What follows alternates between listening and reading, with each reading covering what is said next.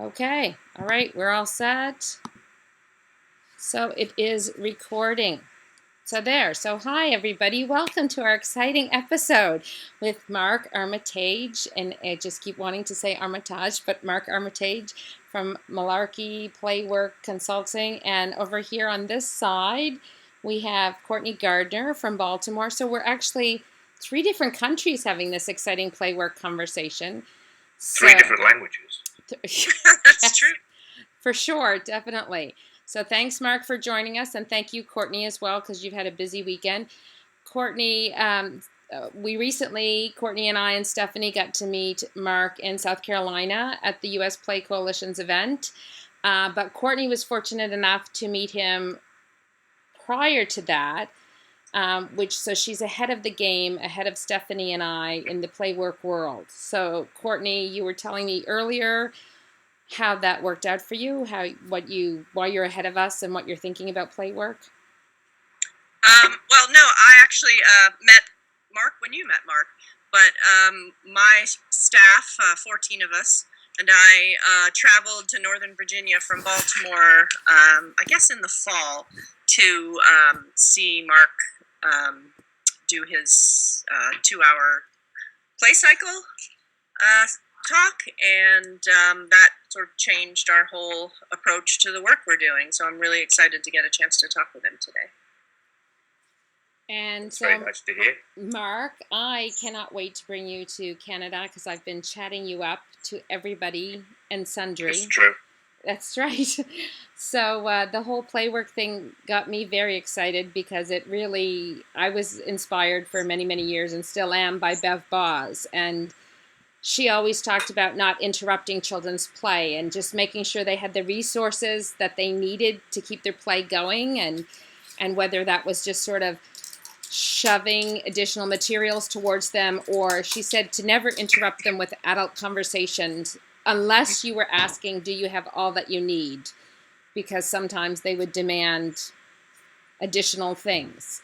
So even though she's no longer with us in early childhood, she sort of sounded like she was a play worker. Do you think so? Did you read her stuff, Marc? Yeah, she was certainly a friend to PLAYWORK, particularly in her attitude to adult involvement in children's play, but also her attitudes towards danger and risk and safety. She had very similar attitudes.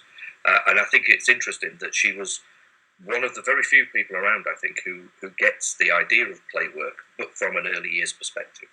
So she was actually quite good at melding the two ideas together, because they are quite different. There's some significant differences between the two. But she was an interesting enough figure to be able to make sense of both and put them together. So I wouldn't necessarily say that she was a play worker, but she was play working. In other words, she was kind of adopting and using PLAYWORK philosophies. Well, yes, and she definitely did not have the appropriate uniform. I don't believe I ever saw her in black Converse sneakers. So no. Or a bright orange T-shirt with the big letter M on it. No. True. And I don't believe, Courtney, do you have black Converse at this point in time? No. Not anymore, no. No. I'm interested, Marc, you talked a little bit about, Heather and I are both from an early childhood or early years background, and I'm interested to hear more about you mentioned sort of the differences between those two worlds, and I know I've spoken to you before about how PLAYWORK kind of is able to insert itself into a lot of different places and worlds, and I wonder if you talk a little bit about that, especially from an early childhood perspective. Yeah. Well, I think that in PLAYWORK we kind of pride ourselves on this idea, say that we don't have an agenda. There is no agenda. If there is an agenda, then the only agenda is that children have the opportunity to play and they can exercise it, which is kind of like saying that we just effectively help them do what they would do anyway, even if we weren't there. So It's that kind of approach to play. The reason why I think we get into some problems with applying PLAYWORK in, say, an early years context, or even in a school context or a youth centre context, is those kind of places have an agenda, and it's impossible in ECE not to have an agenda, because we're all in the business of learning, teaching, education outcomes in some way. There's different extremes. Some places have a very rigid kind of way of looking at the outcome-based stuff. Other places have a very flexible kind of outcome-based way. But there is an agenda. They are effectively learning establishments. Now, that kind of seems like it comes into conflict with PLAYWORK ideal because of this non-agenda bit, but it's actually an advantage.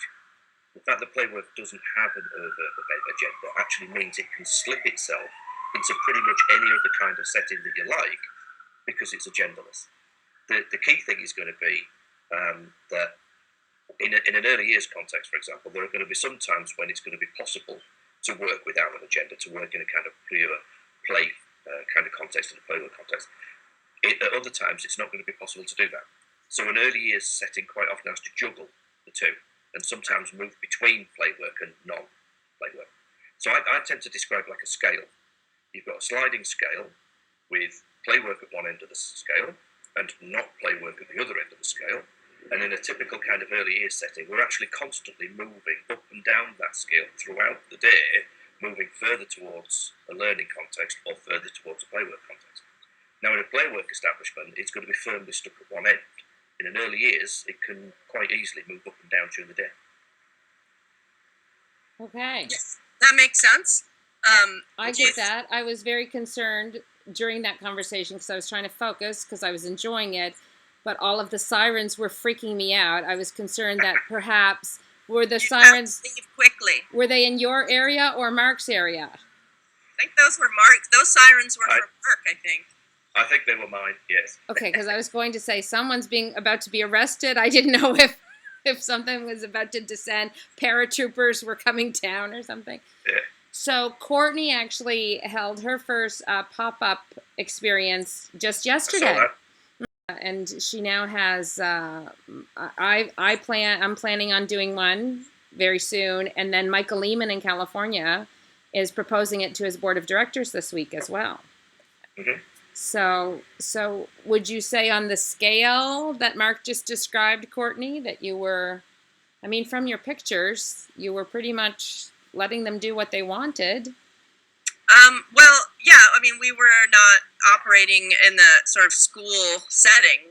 This was a wide open event for anyone who wandered by, and I don't think there was an agenda. In that instance, it's different from the day-to-day work we do at school with children and families. So it's fantastic, and we're excited to do it again. I think that for me, in my program, I would like, the stupid regulations. Oh my gosh, I'm videotaping and I just said stupid regulations. All right, well, anyway, I do think they're stupid. I mean, some of them are, safety regulations. But the fact that we have to have lesson plans every day and all those kinds of things, or we will lose our license, how can I, obviously I'm going to write down, we document our lesson plans at the end of the day after the children have played. So that is one step in the right direction because we've told them we're not going to write down what the children are going to do until the children have done it. And so that's sort of, what would be the word?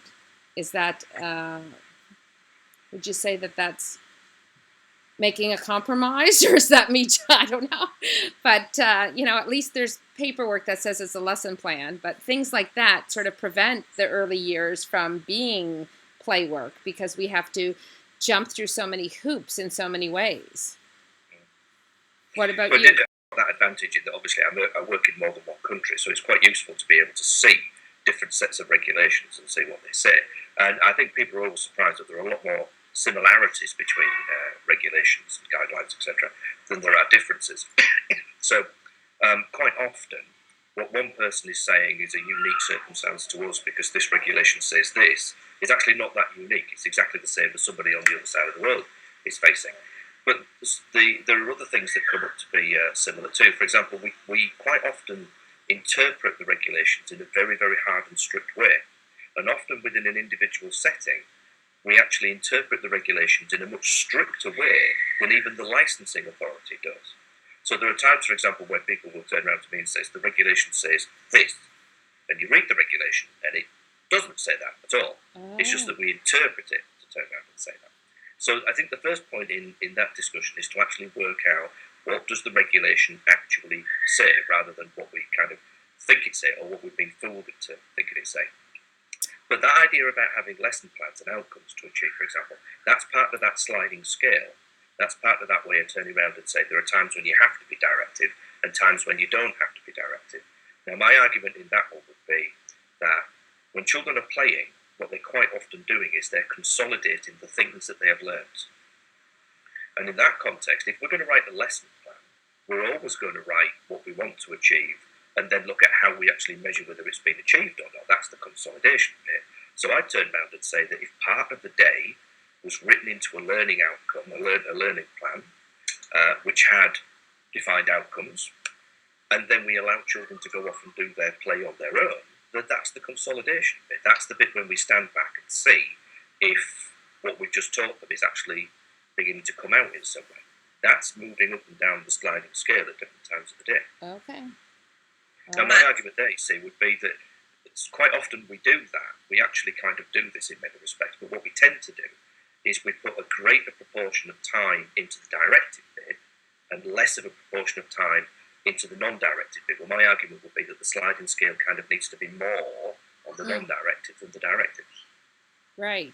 Courtney, you were going to say something. Well, I think it's tricky for an early childhood educator, not tricky. It's easy to get caught up in that idea about, what they're learning while they're playing, and it's very difficult not to lead children's play if that's the approach that you're taking. And that's been a big shift for us at our school is, we were always just observing children playing, but we were constantly trying to find the learning in what they were doing. And I don't think there's anything wrong with that, but it became the predominant sort of exchange we were having with children, right? Like that's how we were thinking about them as needing to learn something, which is now we're approaching things differently. Does that make sense? Well, this whole recent, I don't know because you guys are in different countries, but certainly where I am, and again, Canada is really big and Nova Scotia is just way over on one side of it. But for me, where I work in this province, the past year and a half, maybe 2 years, centers are really, really involved in documentation. And a lot of good consultants that you get to come in and try to discuss it with you, they talk about how there's so many different ways people are documenting. And are you documenting because you want to make the learning visible? Or are you doing learning stories, which is the child's voice? Or, what is the purpose of it? What are you trying to convey? Lost in it. And it's taking you away from seeing that it's really about the children playing. Because we sort of got excited about it. Because we want parents at our center, we want parents to think of play as important. So that was my goal with documentation. I was sort of falling into the trap of making learning visible because I know that play is learning, but I wasn't trying to sell play. I was trying to hit people over the head with it, maybe. I don't know. Does that make sense? And I just think we're all obsessing about printing photos and putting words to the photos when it should be more about giving the children the resources to do what they want to do. I liked what Marc was saying about they're consolidating what they've already learned and experiencing and experimenting with their concepts that they're processing.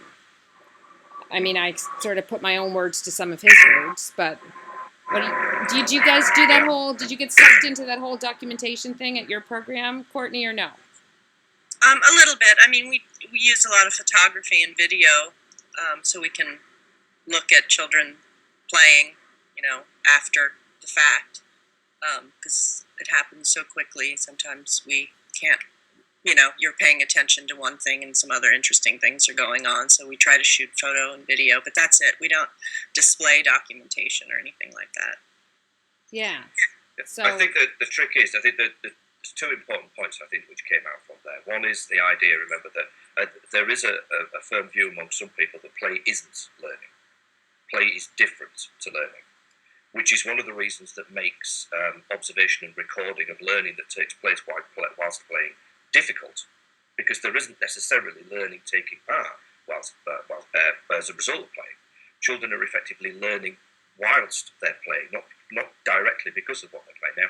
Now, that's kind of a bit of a fuzzy argument, but it does mean that within play work, particularly, for example, we would never use the phrase learning through play. We'd much more use the phrase learning and play and separate those two things into different boxes.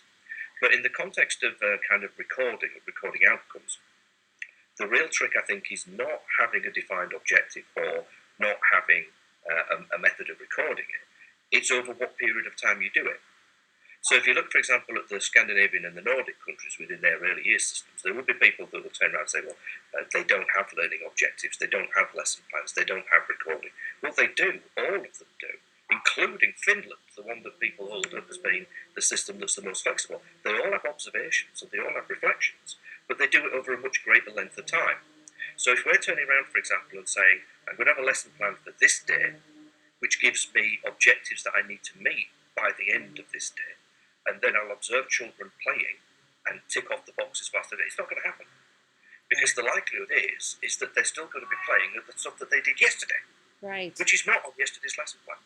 So if we're going to use observation and play as a way of actually recording learning, it needs to be done over a very, very long period of time, not a short length kind of period of time. And I'd suggest, excuse me, that period of time, at the very least, is measured in months. Not weeks, not days, but in months. In a lot of the Scandinavian countries, for example, they'll use a tick system where they'll basically have a list of all the outcomes that they're expected to achieve, say at the end of their kindergarten period, with a list of the names of the children across the top. And then in their observations, they will look for evidence of children ticking off one of those outcomes whilst they're playing, and they'll just simply tick it. And if they get a certain number, excuse me for the noise in the background, if you get a certain number of ticks within a certain period of time, they never plan for that outcome. Because what's the point in planning for an outcome if the children are already evidencing the fact that they do know or understand it? The advantage with that, though, is that it also produces lots of blank boxes. So you can see the ones where there's no evidence of learning, so you could deliberately set up a structured pace to tackle that particular outcome. Okay. All right. So it's not like my brain wasn't already thinking about 450 things since the U.S. Play Coalition, but now I have other things that my brain is percolating. 452. Exactly. So, Courtney, that was all stuff you already knew? You were sort of, I don't know, were you nodding? Were you? I was nodding. That seems like a really good idea. That's why I was nodding. Yeah. No, that seems like in some ways easier than what I'm currently doing and what we as a staff are currently doing. But like easier, but also we need to throw out what we're like. Okay, I have a lot to mull. But it makes a lot of sense, and I certainly over a longer period of time for sure. Time is the key, I think, and I think it's one of the most significant differences between the way that the Scandinavian and Nordic countries work to the way that the old Commonwealth and English-speaking countries do, in that we expect results a lot faster.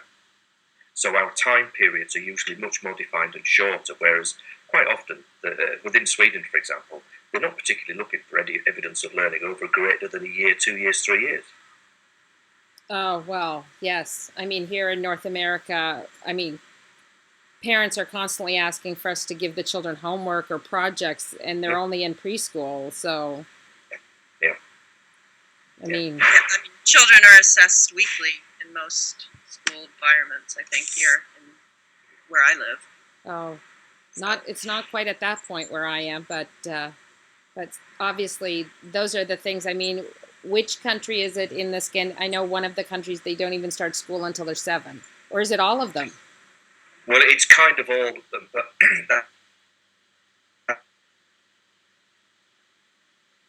there's lots of people that say people don't go to school until they're 7, but they go to a structured learning environment between the ages of about 18 and 6 or 7, which is the preschool system. And despite the fact that it's a very, very relaxed environment in which they do this kind of long-term outcome-based thing, it's still a place of learning. And I think even Scandinavian parents and professionals wouldn't accept that that is a form of schooling. But it is. It's just done in a very, very different way. Exactly. It's very unusual, for example, in Sweden to find a child that's over the age of 18 months who is not either full-time or more or less full-time in some kind of preschool environment. Well, that's kind of school by another name. So that's the whole thing now. It's making me think of the documentary that we viewed when we were at the U.S. Play Coalition, which I don't know if they're planning to sell it, but I cannot wait to share it with my colleagues here in this area. Yeah, that was very good, wasn't it? And I think that showed that the film was talking about the difference between the US system of education and the Danish system of education. Mm-hmm. And I think they managed to emphasise in that film quite well that idea of just chilling out and relaxing and not worrying about rushing.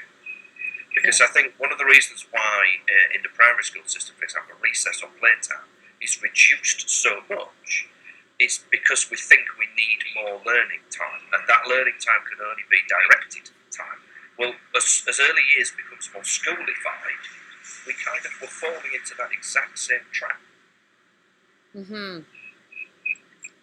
So, since we have now had a conversation for 27 minutes, I hate this part of things where you have to sort of wind things up, because that sort of sounds like we're like ending on a really depressing note, because now, making things schoolified, and the word recess came up, which is such a depressing topic in so many ways. Thankfully, we still have recess where I am, but short recess compared to some places.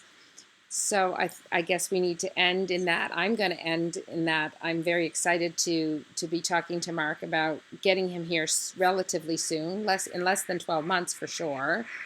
And Courtney, you got to see him twice in the past couple of months. So, and now again, or can you still not see him? I can't see him, but That's probably a good thing. So thank you both for joining me in this conversation, because now I just have so much more thinking to do, and hopefully other people will be thinking. So thanks, guys. Thank you. Thanks. I'll see you all again soon. All right. And Bye. so Courtney, have a nice night, and Marc, have a lovely day. Yeah. Okay. All right. Bye, guys. Bye. Bye. Thanks.